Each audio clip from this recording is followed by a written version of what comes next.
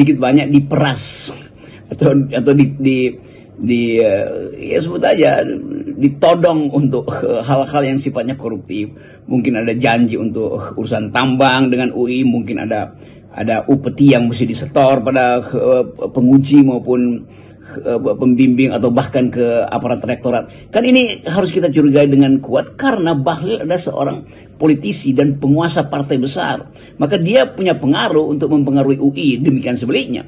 UI bisa punya pengaruh karena Bahlil tergantung reputasinya pada mereka yang sedang berkuasa di UI. Jadi saya dorong saudara Bahlil supaya dia terangkan apa sebenarnya yang terjadi itu. Jadi hak Bahlil untuk membela diri juga ke publik. Jadi kita mesti buka kesempatan itu supaya jangan Bahlil aja yang disalahkan, tetapi juga mereka yang meloloskan Bahlil dan Bahlil tersandra oleh peraturan itu lalu dia akali dengan mungkin gratifikasi.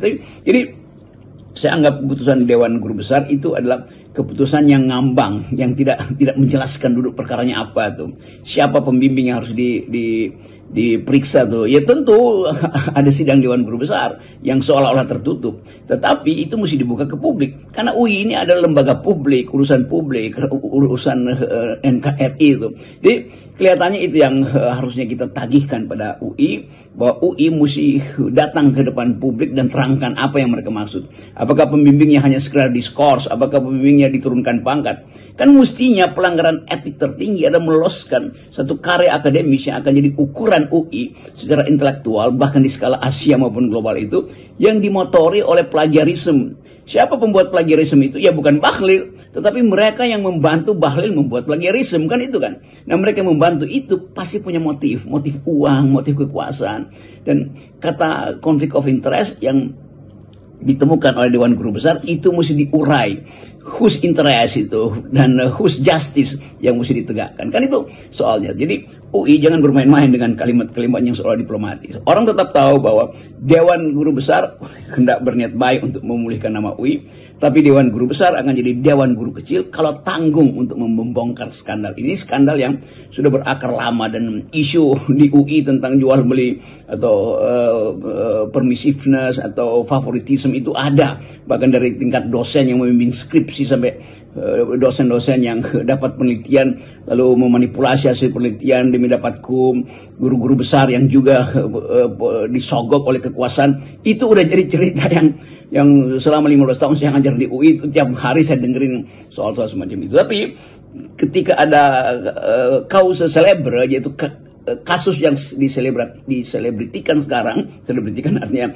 terbuka untuk dibicarakan, itu harus dibuka ke publik. Jangan Dewan Guru Besar berlindung di balik toga dan mengatakan hasil rapat adalah hasil yang tertutup, rahasia dari Dewan Guru Besar. Nggak mungkin, karena gelar akademis akan dipakai untuk promosi, bukan sekedar promosi diri seorang, tapi promosi untuk memperoleh jabatan-jabatan. Begitu banyak mereka yang cari gelar akademis hanya untuk dapat posisi baru di kekuasaan maupun di parlemen atau apa aja itu. Jadi sekali lagi UI harus buka skandal ini.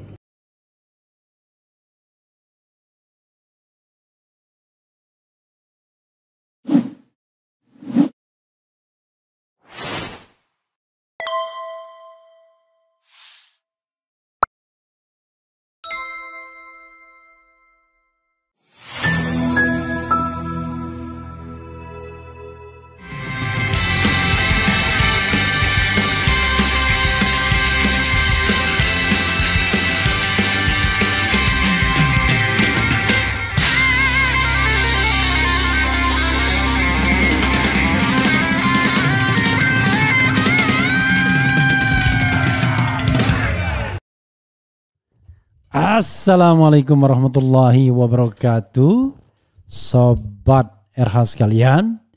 Jumpa lagi kita di channel yang keren ini, keren cadas.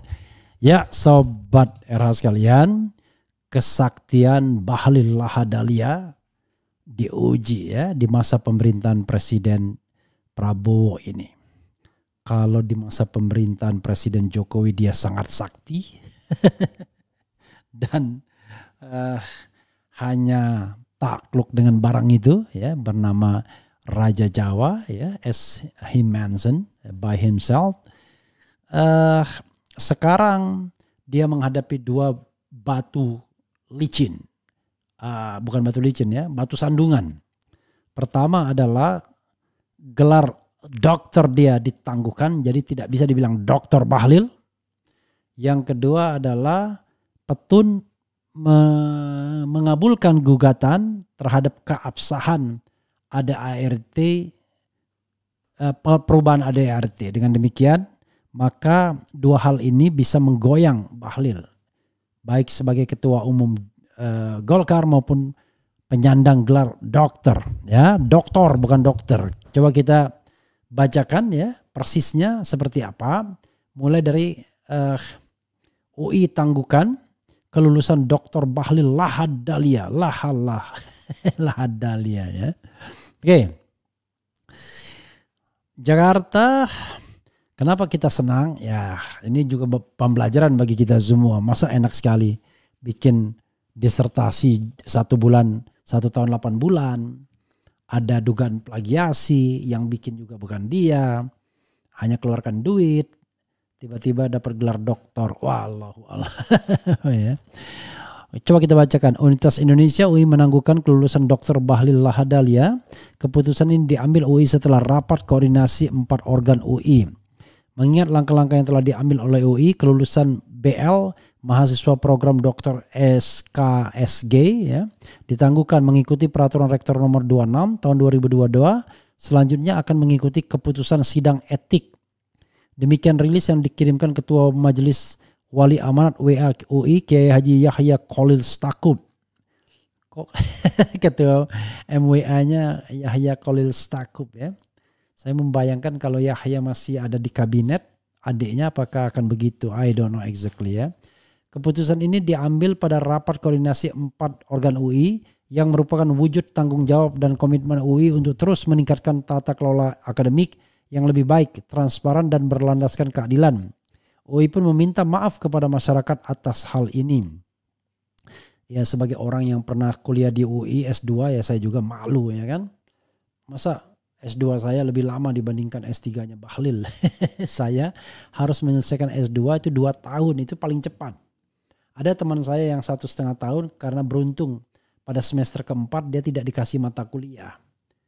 Saya dikasih mata kuliah Kapitas Lekta Hukum Tata Negara, sehingga bersamaan dengan itulah saya harus membuat tesis. Karena tesis itu, ujian tesis hanya bisa dilakukan kalau semua teori, semua mata kuliah yang kita ambil lulus.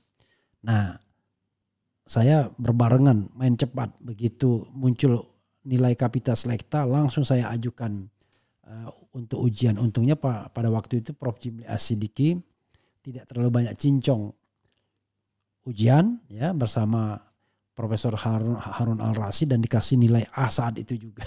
Lumayan ya. Ada satunya lagi Ibu Dr. Jufrina, dia pada waktu itu bertindak sebagai sekretaris ya program ya. Jadi dia selalu ikut dalam ujian. Universitas Indonesia meminta maaf kepada masyarakat atas permasalahan terkait BL. BL itu Bahlil Lahadalia, mahasiswa program Dr. S3 Sekolah Kajian Strategik dan Global SKSG. UI mengakui bahwa permasalahan ini antara lain bersumber dari kekurangan UI sendiri dan tengah mengambil langkah-langkah untuk mengatasinya, baik dari segi akademik maupun etika. Demikian rilis itu. Berikut rilis lengkap UI yang menangguhkan kelulusan Dr. Bahlil Lahadalia. Oke, kita baca ya. Kita baca. Oke. Dengan bahasa yang benar ya.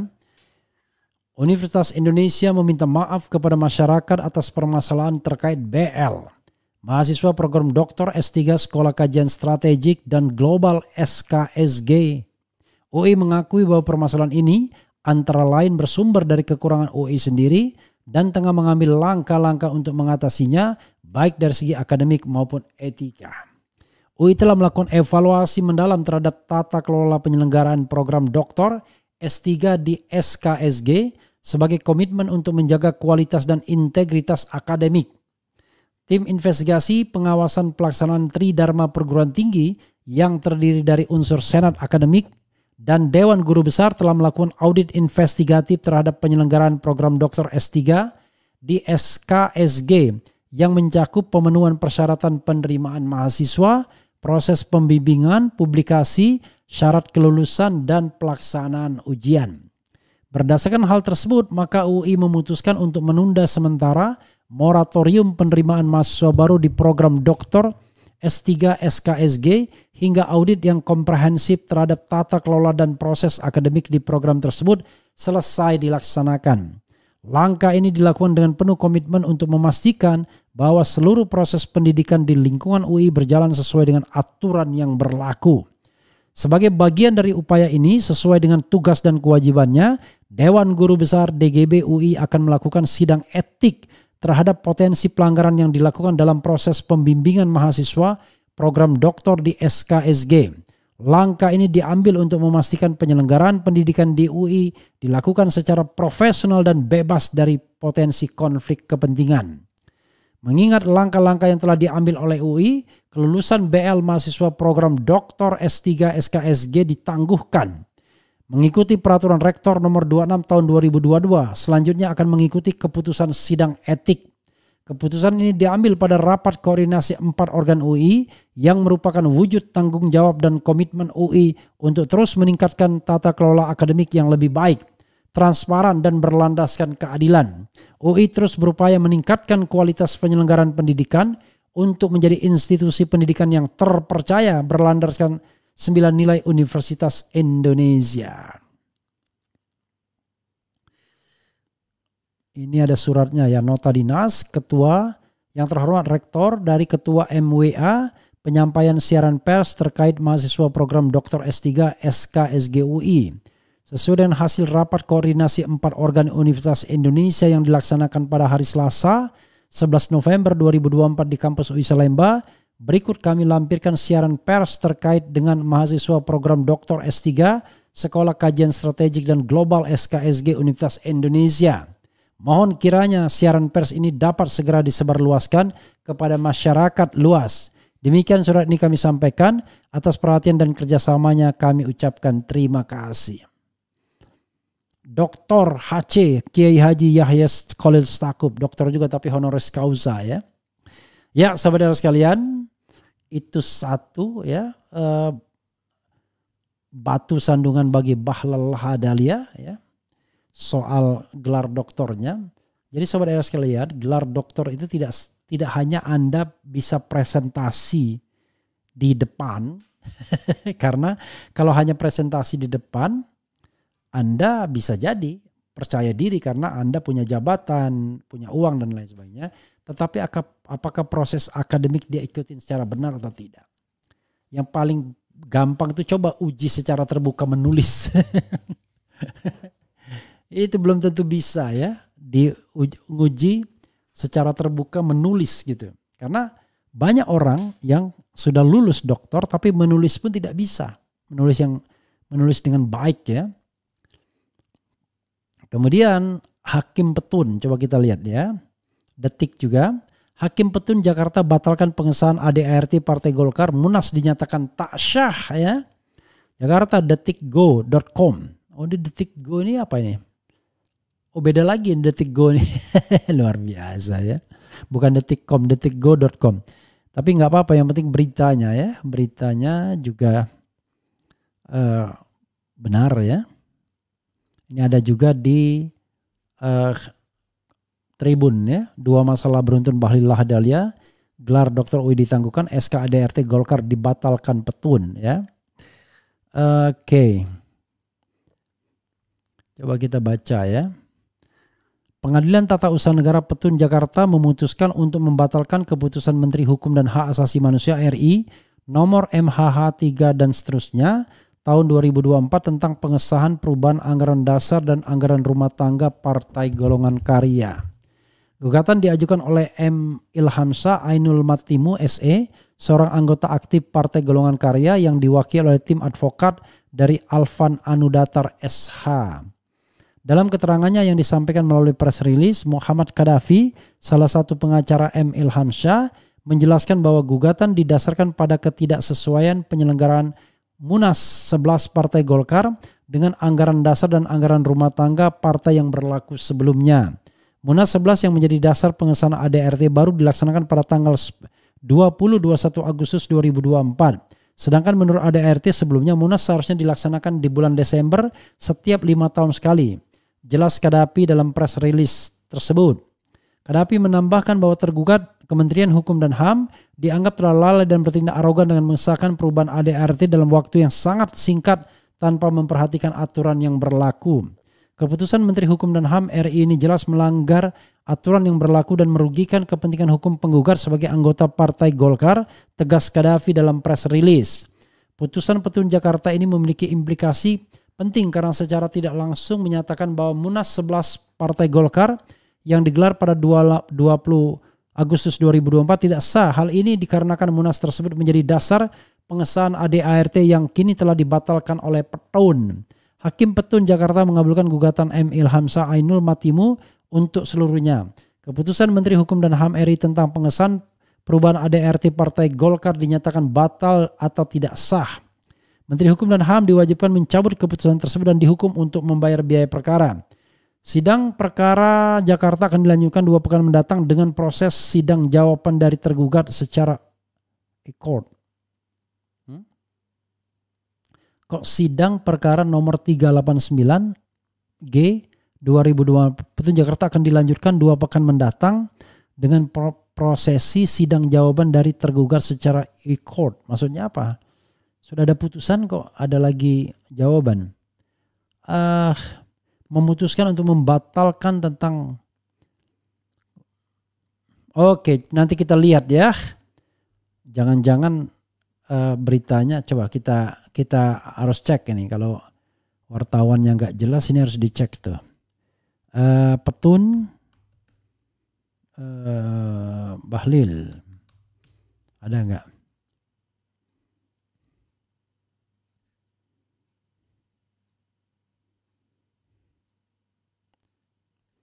Oke.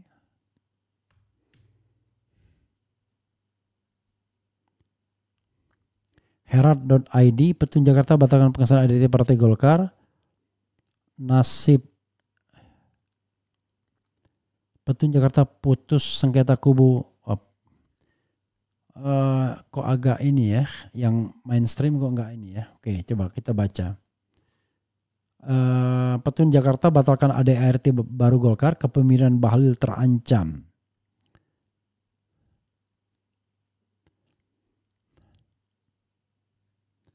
Ketua Umum Partai Golkar Bahlil Lahadalia saat ini menghadapi sejumlah tantangan besar. Awal pekan ini Universitas Indonesia memutuskan untuk menangguhkan kelulusannya dari program doktoral SKSGUI. Keputusan tersebut muncul setelah kontroversi seputar proses doktoral Bahlil yang akhirnya mendorong UI melakukan evaluasi mendalam. Ya, saya ini apakah benar sudah ada putusannya ya? Tiba-tiba kok meragukan nih. Nih, benar kan? Ini oke, coba kita baca lagi. Ya, nanti kita ubah ya karena ujungnya itu nggak benar tuh. Diubah judulnya ya. Ini. Oke.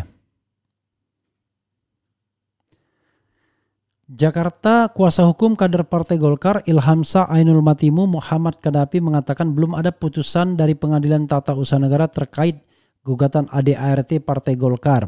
Sidang perdana yang membahas pokok perkara mulai digelar pada 20 November 2024. Jadwal sidang perdana itu juga tertulis di Sistem Informasi Penelusuran Perkara SIPP Petun Jakarta. Oh, parah banget nih beritanya. Makanya saya kalau beritanya nggak jelas agak curiga ya. Oke. Ia mengaku yakin gugatan kliennya mengenai Petun itu dokumen gugatan kami sudah diterima dengan lengkap tapi belum diputus. Meski kami yakin gugatan kemungkinan besar bakal diterima, ujar Kadapi ketika dihubungi IDN Times Rabu. Ia mengaku yakin gugatan kliennya bakal dikabulkan hakim lantaran Musyawarah Nasional Munas yang digelar pada akhir Agustus lalu telah melanggar anggaran dasar anggaran rumah tangga Partai Golkar. Di dalam ADART yang sudah disepakati dalam Munas periode sebelumnya, sudah disepakati Munas periode berikutnya diadakan di bulan Desember, tutur dia. Ia menambahkan bila ingin memajukan jadwal Munas maka harus diubah pada Munas periode selanjutnya yang dihelat Desember mendatang. Ya, sahabat era sekalian, jelas ya. Ternyata parah ya. Tapi makanya sejudulnya saya Bahlil terancam kehilangan 2 hal, ketum Golkar dan gelar doktor. Jadi sahabat era sekalian, maka saya bisa simpulkan begini ya, biar kita tidak tersesat ya. Jadi kadang-kadang sambil cek and recheck juga, karena kok media mainstream tidak memuatnya.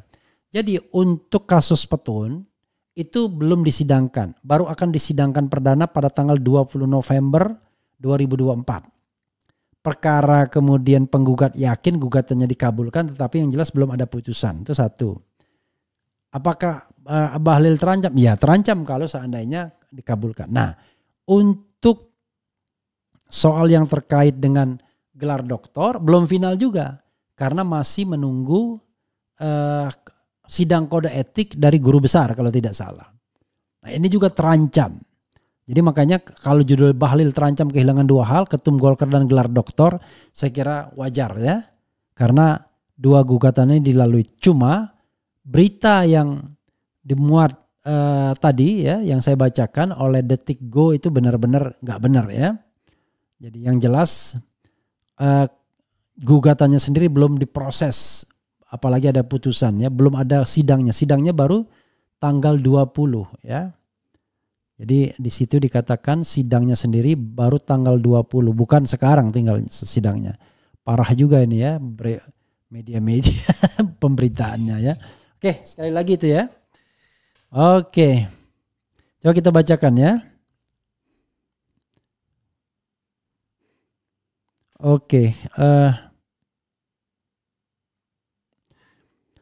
kenapa ya Bung sekarang mah enggak pernah dapat notifikasi kalau lagi ada live? I don't know exactly why. Malam Bang Era. Jaga kesehatan Bang, perjuangan masih panjang. Iya, sebelum jam 12 saya akan selesai ya. Orang yang ahlaknya minus banyak dapat jabatan strategis di negara Konoha. Salah satunya yang fotonya viral menenggak minuman seharga 25 juta. Gimana bisa mimpi jadi negara maju? Ya tapi bagi pendukungnya dia orang terbaik. Sementara Refli Harun Zayas adalah orang yang sakit hati ya. Allahu Akbar. Kayaknya hidup itu penting-penting amat jabatan ya. Begitu saja saudara sekalian ya. Mudah-mudahan tadi saya iseng-iseng spill soal Anies Baswedan memimpin Nasdem. Apakah kemudian benar atau tidak ya. Coba kita lihat ya. Tapi sekali lagi ya, nanti buat yang repost jangan coba-coba ya mengatakan bahwa sidang sudah selesai. Sidang belum ada ya. Ya ada 4.800 sekarang. Apakah Anda setuju bila Anies diminta menjadi ketum Nasdem menggantikan Surya Paloh? Ada pergeseran sedikit 1%, 4.800, setuju 64%, tidak setuju 36%, masih 4.800. Kita berharap ada 100.000 yang ikut polling ini ya, biar lebih agak sohi sedikit. Karena ini di tempatnya orang-orang yang barangkali mengamati Anies Baswedan. Jadi agak valid pastinya ya. Gitu. Begitu saja saudara sekalian. Wassalamualaikum warahmatullahi wabarakatuh. Keren cadas.